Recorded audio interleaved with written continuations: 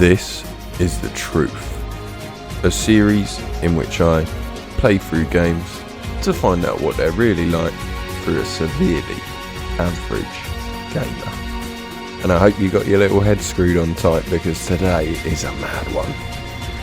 Today we're looking into the world of AI, of horror. Actually an AI world. There's an AI world created by man, nurtured by AI. And it's all a bit mad, isn't it? Because today we find out the truth of Soma. In Soma, you play as Simon Jarrett. You've suffered a fatal car crash and it's killed your friend Ashley. Don't know why I said that, like it was a good thing. You survived the incident, but you got permanent brain damage. And you start the game by going in for an experimental scan on your brain for a treatment to help heal you. What could go wrong? Alright, let me just get this out of the way. You are Simon Jarrett, correct? Right. So obviously you have the scan, and then you wake up and you're in this absolute hellhole, which we later learn is Pathos 2, an Upsilon site in which they've been doing a few experiments. You bump into Catherine, who is an AI who starts to explain the story for you. Diving suit with some electronics slapped on for good measure. I don't. You don't want to think about it? We'll start thinking about it.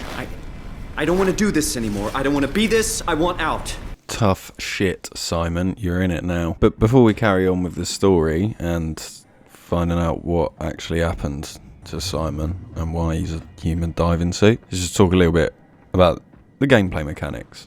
Soma is unquestionably an incredible story and it's completely enveloping, but the gameplay mechanics can sometimes be a little bit rough around the edges. The game itself is really manual, which I love. You know, you pick up stuff and actually throw it, smash windows, doesn't matter what it is. You know, you've got that freedom to sort of try and play it as you like. But I did encounter just a few bugs and glitches that made things a little bit frustrating at times, but nothing major. And I think I completed the game. I completed the game now, and I still don't know how you're meant to get away from the monster thing. The monster AI humanoid. It's like a cyborg, an AI Borg, whatever. I still don't know how you get away from him. It takes influence from, you know, I suppose they're classic now, but horror games like Outlast and stuff, Alien Isolation, games, you know, where you're sort of sneaking around without weapons, trying to hide rather than going out on the offensive, which I like. It's great. It gives really, really intense moments of fear. You're genuinely just, you know, scared whilst playing it, and it puts you in that position where you can then absorb the story, which is this game's strongest point by miles, because the story's awesome. And yeah, you know, it's smooth, it's manual. I like it. There are a few hiccups along the way. You've also got, you know, and don't get me wrong, I like when a game doesn't tell you what to do too much. It doesn't hold your hand and drag you through the game. But there's a sweet spot. There's a nice little ground in the middle somewhere that you got to try and find. And sometimes Soma's just a little bit too far off the beaten track. And there was points in which I was spending half an hour looking for a button that I didn't know I was looking for, and it's just on the wall in front of me the whole time. Now I don't know if that's my fault. Is that my fault? It might be my fault, but that's me and it's my review, so But enough dilly-dallying, and let's get back to what really grabbed me about this game, which is the story. You bump into Catherine and she gives you a load of missions. Basically, you're trying to upload yourself onto the Ark, which is, I sort of viewed it as almost like the Garden of Eden, but created in a virtual world, populated by AI that has been given a human soul. To get to that place, you have to go to a load of different sites. Can't remember what they're called, like Phi site, Tau site, something like that. And basically there's something that you need in each site to be able to put your mind onto the Ark and fire yourself off into space to save humanity, which I mean in itself just brings up loads of questions, because you might be saving humanity but you're saving it in a digital format. Like at what point, what are we doing here? What is life? Like, Are you alive if your brain is kept alive on a microchip?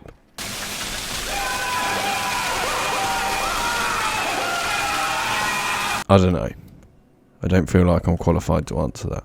You putting your brains in microchips and you're firing them into space in hopes that one day a better race than us will find the microchips and then probably just look at it and go, well, just don't do any of that stuff.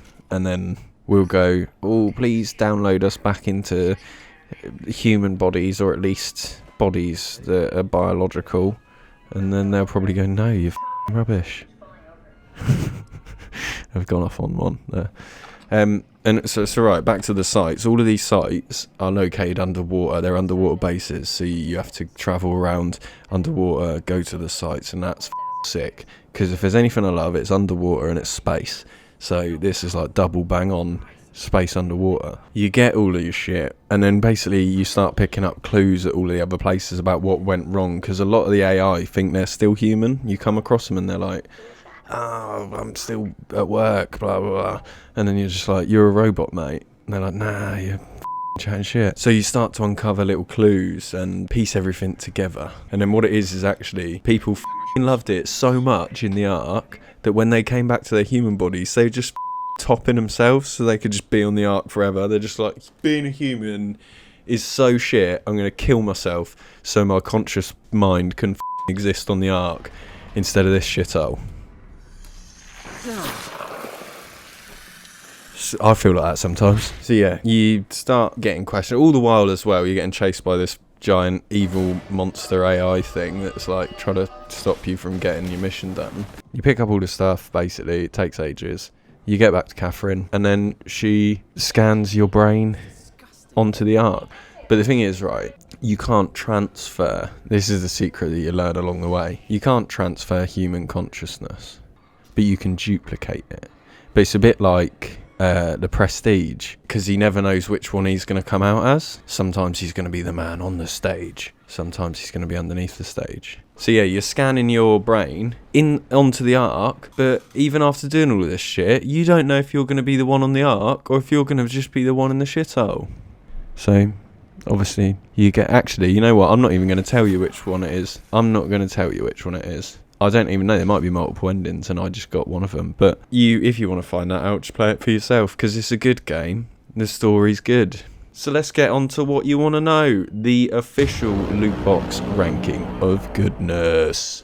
So as I've mentioned multiple times in this video, the story in this game is class. If you're into narrative-based games, then put this on your to-do list. It definitely needs to be on it. But this game does, as I say, come with a couple of minor flaws. Nothing too bad, it's just not the most polished game I've ever played.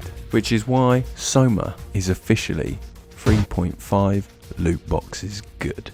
It's a bit of a banger. It's a bit of a banger. If you've got any games you want me to check out, drop them in the comments below. And as always, thank you for watching.